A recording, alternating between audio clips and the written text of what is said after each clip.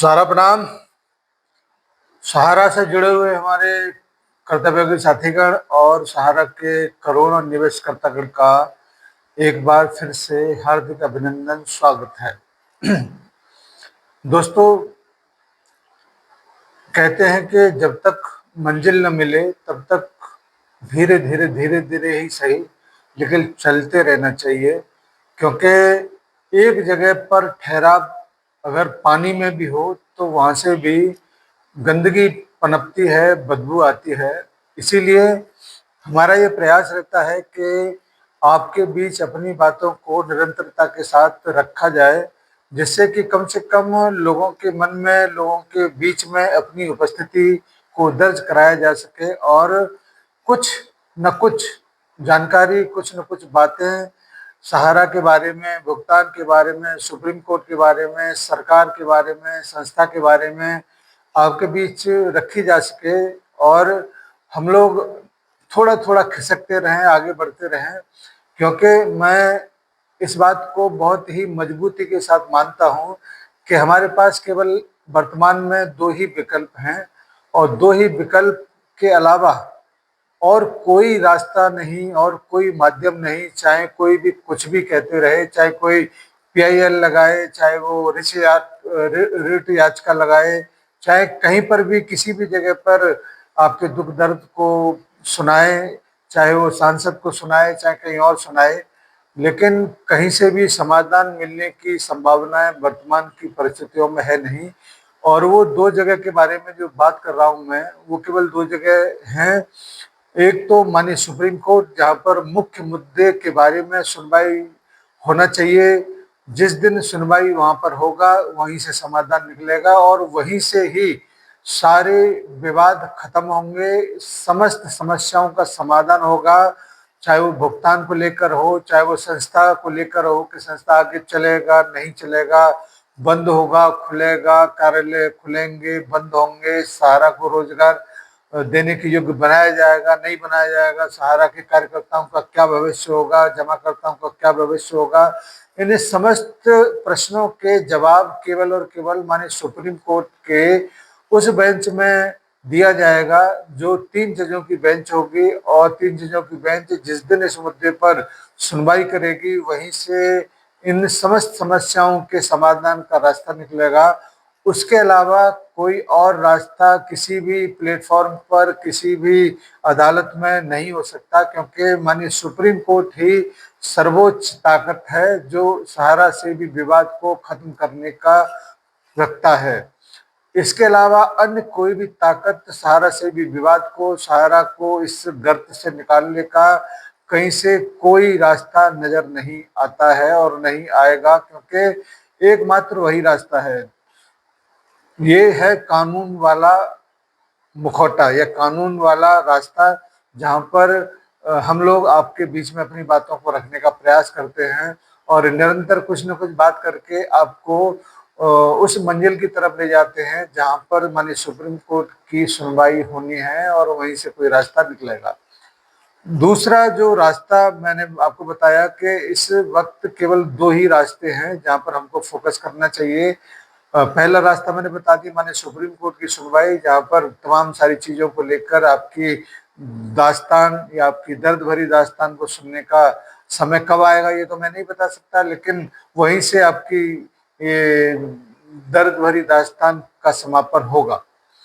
दूसरा रास्ता है वो है सहकारिता मंत्रालय के द्वारा लाया गया पोर्टल, जिस पर वर्तमान की परिस्थितियों तक, वर्तमान की समय तक लगभग 10,000 करोड़ रुपए का भुगतान हो चुका है और शायद आज या 10-5 दिन के अंदर ही माननीय सुप्रीम कोर्ट की तरफ फिर दोबारा से और रकम डिमांड करने का प्रोसेस शुरू होगा। तो निश्चित रूप से 5,000 या 10,000 करोड़ रुपए का अमाउंट और मिल जाएगा और पेमेंट करने की व्यवस्था आप लोगों के बीच में जारी होगी। इसीलिए मैं कहता हूं कि कुछ न होने से बेहतर है कुछ होता रहना चाहिए। सहारा का मुद्दा कब निपटेगा कब नहीं निपटेगा वो तो सुप्रीम कोर्ट जाने, लेकिन सहारा का भुगतान जो कुछ भी वर्तमान में हो रहा है उसके ऊपर भी फोकस करके अपने डिमांड को किया जाए, जहां पर 10,000 करोड़ रुपए का भुगतान अगर हो चुका है तो वो भी किसी न किसी डिपॉजिटर के खाते में पहुंचा होगा, किसी न किसी जमाकर्ता के खाते में पहुंचा होगा। और चाहे वो 10,000 हो, चाहे वो 50,000 हो, वो 50-50 हजार करके ही 10,000 करोड़ का अमाउंट बना है। और अगर ये 10,000 करोड़ रुपए का अमाउंट जो सहकारिता मंत्रालय के प्रयास से जमाकर्ताओं के खाते में पहुंचा है, अगर यही 10,000 करोड़ रुपए का भुगतान अगर सहारा के कार्यालय के माध्यम से संस्था को ही दे दिया गया होता तो शायद आज की डेट में इतना बड़ा समस्या जो दिख रहा है वो समस्या नहीं होता। तमाम कार्यकर्ताओं को रोजगार मिल गया होता, तमाम जमाकर्ताओं का भुगतान हो गया होता, सब कुछ बहुत बढ़िया तरीके से चल रहा होता। लेकिन सुप्रीम कोर्ट के आदेश हो, सहकारिता मंत्रालय का प्रयास हो, वो किस तरफ लेके जाएगा ये तो भविष्य के गर्त में छुपा है। लेकिन मैं ये जरूर कहना चाहूंगा कि आप का भुगतान चाहे कितने भी पैसे का हो, सारंगिया परिवार के नाम का कोई सा भी कागज हो, वो मिलेगा जरूर। क्योंकि सहारा के माध्यम से जो भी दावे सुप्रीम कोर्ट में किए गए हैं कि हमारे पास 3 गुना संपत्ति है, 4 गुना संपत्ति है, हम उसको बेचकर सहारा के भुगतान करेंगे, और ये सब कुछ डिपेंड करता है सुप्रीम कोर्ट के कार्यवाही के ऊपर। अभी वर्तमान में सुप्रीम कोर्ट की तरफ से किस एजेंसी को क्या दिशा निर्देश है इसके बारे में तो कोई जानकारी किसी को पास नहीं है। ईडी हो, चाहे वो अन्य कोई भी इन्वेस्टिगेशन संस्था हो, वो जो भी जानकारी सुप्रीम कोर्ट को उपलब्ध कराएगी उसी के माध्यम से इन सारी घटनाक्रमों का पटाक्षेप होगा। क्या रिपोर्ट जाती है, कैसे रिपोर्ट जाएगी, ये तो भविष्य के गर्त में है। लेकिन सहारा ने परिवार के कार्यकर्ताओं के बारे में, निवेशकर्ताओं के बारे में मैं ये जरूर कहना चाहूँगा कि जो भी खबर इधर उधर से आपके पास आती है, कोई रेडियाज का भी बात करता है, कोई PIL की बात करता है, किसी भी तरीके के आवेदन पर कहीं से कोई समस्या का समाधान नहीं मिलेगा। समाधान अगर मिलेगा तो सुप्रीम कोर्ट की जानकारी, सुप्रीम कोर्ट के सुनवाई के बाद। इसीलिए हम लोग निरंतर आपके बीच अपनी बातों को रखते चले आ रहे हैं और तब तक रखते चले जाएंगे जब तक माने सुप्रीम कोर्ट की तरफ से फाइनल डिसीजन नहीं हो जाता। चाहे वो संस्था को चलाने का हो, चाहे वो संस्था को बंद करने का हो, ये निर्णय अब बहरहाल सुप्रीम कोर्ट के पाले में। सुप्रीम कोर्ट ही इस मामले को आगे बढ़ाएगा और तब तक हम लोग सभी लोगों को पूरे धैर्य के साथ इंतजार जरूर करना पड़ेगा, क्योंकि उसके अगेंस्ट में न तो कोई बात कर सकता है, न ही कोई आंदोलन कर सकता है, न ही किसी प्रकार की कोई अन्य गतिविधियां कर सकता है। इसीलिए हम लोग वेट कर रहे हैं माननीय सुप्रीम कोर्ट की सुनवाई का। जो भी जानकारी आप लोगों के बीच में हम लोगों को रखना होगा, कोई जानकारी मिलेगा तो आपके बीच में जरूर रखा जाएगा।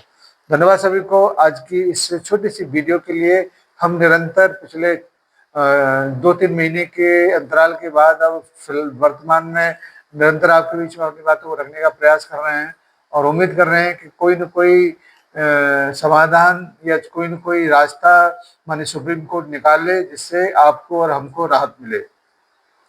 साथियों, मैंने पिछले वीडियो में कहा था कि हम लोग एक जूम मीटिंग का आयोजन करने का कार्यक्रम बनाने जा रहे हैं, जो अगले कुछ दिनों में आपके बीच में लेकर आएंगे, जिसका लिंक जहां पर वो उपलब्ध होगा वो उसका लिंक हमने दिया है इसी वीडियो के डिस्क्रिप्शन में, जहां पर आपको उससे जुड़ने का मौका मिल सकता है, अपनी बातों को कहने का मौका मिल सकता है। तो आप जरूर उससे जुड़िए।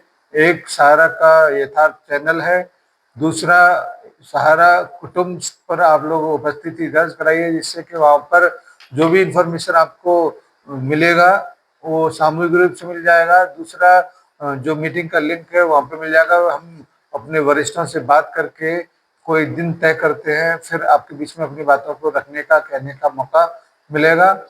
तो आइए आज की इस मीटिंग का हम यहीं पर समापन करते हैं और उम्मीद करते हैं कि आप लोग स्वस्थ रहेंगे, मस्त रहेंगे और सुप्रीम कोर्ट के आदेश के आने तक इधर उधर नहीं भटकेंगे। जय हिंद, सादर, सहारा प्रणाम। पावरफुल ज़्यादा कौन होता है, बिजनेसमैन की पॉलिटिशियन? देखिए, आप सही ईमानदारी से पूछोगे तो पावरफुल तो पॉलिटिशियन ही होता है। क्यों? क्योंकि कोई भी जो पॉलिटिशियन पोजीशन पे है किसी भी बिजनेसमैन को जितना मर्जी बढ़ाओ एक दिन में तबाह कर सकता है। रियली फैक्ट है ये तो। इन्फ्लुएंशियल नहीं होते क्या बिजनेस ओनर्स? इन्फ्लुएंशियल होते हैं लेकिन ultimately they are at the mercy of politician. और जितना बड़ा हो बिजनेसमैन, जितना बड़ा हो, उसको तबाह करना पॉलिटिशियन के लिए उतना ही आसान। क्यों? क्योंकि उसके स्टेक्स इतने ज़्यादा जुड़ जाते हैं कि सरकार कोई भी पॉलिसी में ट्वीक करके, चेंज करके या कोई और उसके लिए प्रॉब्लम क्रिएट करके उसको कभी भी तबाह कर सकती है।